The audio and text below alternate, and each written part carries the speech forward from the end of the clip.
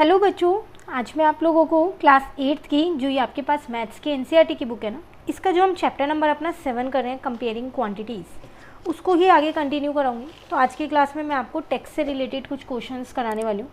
Sale tax हो गया, value added tax हो गया, जीएसटी हो गया। आप सबको पता है कि ये तीनों ही टैक्स होते हैं और ये हमारी कॉस्ट में ऐड होते हैं। उसके बाद जो बिलिंग अमाउंट होती है वो हमारे को पता चलती है कि एग्जैक्टली क्या है। ठीक है, तो आज उससे रिलेटेड कुछ क्वेश्चंस करते हैं। यहाँ देखिए एग्जाम्पल नंबर 4 में आपसे यहाँ क्या कह रहे हैं, पेज नंबर 84 पे है आपके पास ये एनसीईआरटी में एग्जाम्पल। आपसे कह रहे हैं the cost of a pair of a roller skates at a shop was ₹450। एक रोलर स्केट्स है, ये स्केट्स आपने देखे होंगे, कई बच्चों के तो स्कूल में भी ये यूज़ होते हैं एक्टिविटी में। ठीक है, तो इनकी कॉस्ट आपको दे रखी है 450 है। The sale tax charge was 5%, इस पर 5% का सेल टैक्स लगेगा।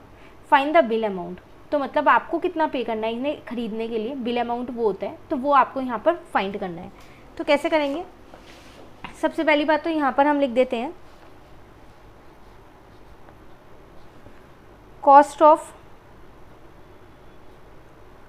रोलर स्केट्स, वो है मेरे पास 450। मैं इस पर क्या करती हूँ, पहले सेल टैक्स निकाल लेती हूँ, उसके बाद इसमें ऐड कर दूँगी ताकि मेरी बिलिंग अमाउंट आ जाए। तो इस पर सेल टैक्स कैसे निकलेगा, वो कह रहा था 5% है, तो इसी का ही तो 5% होगा, तो इसका 5% निकाल दो। परसेंट हट गया तो नीचे 100 आ गया, 0 से ये 0 कट हो गया। ठीक है, तो इसको इससे इंटू करना है और उससे डिवाइड करना है।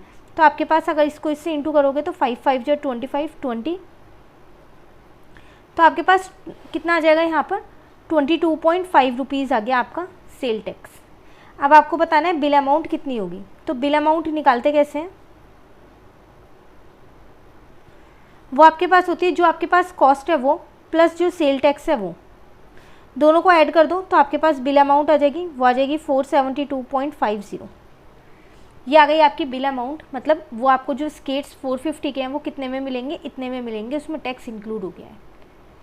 क्लियर हुआ। चलिए नेक्स्ट क्वेश्चन में क्या कह रहा है आपसे, एग्जाम्पल नंबर 5 में यहाँ पर Waheeda bot N air cooler for ₹3300 including a tax of 10%। Find the price of the air cooler before wait was added. कह रहा है यहाँ पर एक एयर कूलर ख़रीदा गया 3300 का। अब इसमें ना टैक्स पहले से इंक्लूड है, मतलब इस बार आपको ये बिलिंग अमाउंट दे रखी है जो हमने ऊपर वाले क्वेश्चन में निकाली ना, वो इस बार मुझे 3300 पहले ही दे रखी है, उसमें 10% का टैक्स इंक्लूड है पहले से ही। मुझे पहले वाली जो टैक्स से पहले की अमाउंट थी, मतलब जो ये 450 था जैसे इसमें, वो मुझे बतानी है इस वाले एग्जाम्पल में। अब कैसे बताएंगे वो यहाँ देखिए,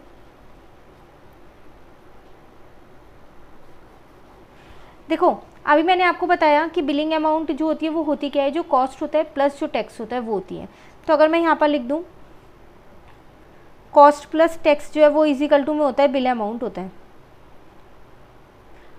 और जो टैक्स है इस कॉस्ट पे तो निकलता है। अब कॉस्ट मुझे नहीं पता, उसको मैंने एक्स मान लिया, तो टैक्स था 10%, तो इसी का ही 10% होगा एक्स का।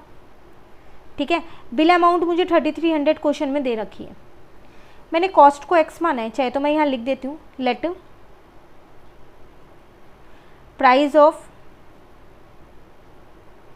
एयर कूलर बिफोर वेट, वो मैंने एक्स मान लिया है।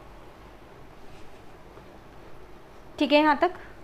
अब अगर मैं यहाँ बेस सेम करती हूँ तो 100x प्लस का 10x अपॉन में 100 आ जाएगा, यहाँ पर 3300 रहेगा, तो ये हो गया 110x। इस 100 को इस साइड ले जाते हैं, अब इस 110 को भी इधर ले आते हैं क्योंकि मुझे x की वैल्यू निकालनी है। ठीक है, इसको इससे कट किया 300 को 10 से इंटू किया तो आपका आंसर कितना आ जाएगा 3000। आपने x किसे माना था, एयर कूलर प्राइस को ही तो माना था वेट से पहले, और वही आपको निकालना था, निकल गया। बस यहाँ लिख दो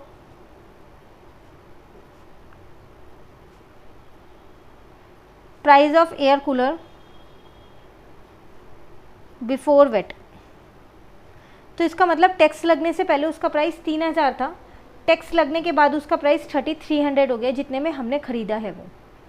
ठीक है, चलिए नेक्स्ट एक और एग्जांपल है अभी इसी पेज पे। कह रहे Salim bot an article for ₹784 which include GST of 12%। Again इस प्राइस में GST 12% पहले से ही इंक्लूड है, उसने इतने में ख़रीदा है। What is the price of article before GST, तो बताओ जीएसटी से पहले क्या प्राइस होगा। सेम ही क्वेश्चन है, बस वहाँ पर वेट था, यहाँ पर जीएसटी लगा लिख दिया इन्होंने। तो एग्जाम्पल नंबर 6 यहाँ देखते हैं। अगेन यहाँ पर लेट कर लेती हूँ पहले मैं, यहाँ late price of the article before GST, वो मैंने x मान लिया, ठीक है।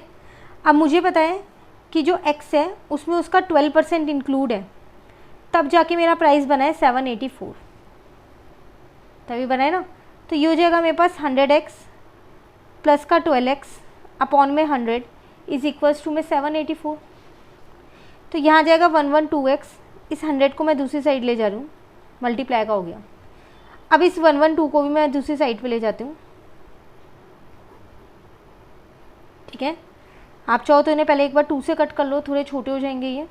तो 2 5 जा 10 हो जाएगा, 2 6 जा 12 हो जाएगा, 2 3 जा 6, 2 9 जा 18, ये आ गया। एक स्टेप में और लिख लेती हूँ यहाँ पर, 392 इंटू में 100 डिवाइडेड बाई कितना हो गया, 56 हो गया। अभी भी ये वैसे तो 2 से कट हो रहे हैं, तो 2 2 जा 4 हो जाएगा यहाँ पर, ठीक है। 2 8 जा 16, 2 1 जा 2, 2 9 जा 18 और 6। अभी भी 2 से कट हो रहे हैं, 1 और 4 14, और यहाँ पर आ जाएगा आपके पास 2 9 जा 18 और 2 8 जा 16। अभी भी इन्हें 2 से कट कर सकती हूँ, 2 7 जा हो जाएगा, ये हो जाएगा 2 4 जा 8, 2 9 जा 18। 7 की टेबल से पूरा पूरा जा रहा है अब 7 पे, तो 7 इंटू 100 बचा फाइनली आपके पास। तो कितना आ जाएगा आपके पास, 7 इंटू 100, 700 उसका प्राइस आ गया। इसका मतलब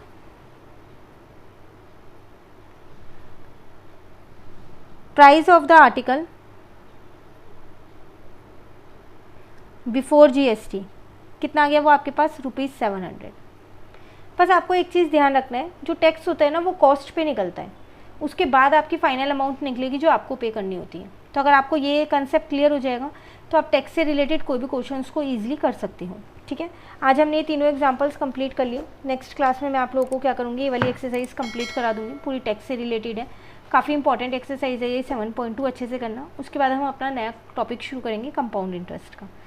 आज के वीडियो में कहीं दिक्कत लगे आप कमेंट करके पूछ लेना। वीडियो आपको अच्छी लगे आप लाइक ज़रूर कीजिएगा, फ्रेंड्स के साथ भी इन्हें शेयर कीजिएगा। Thank you.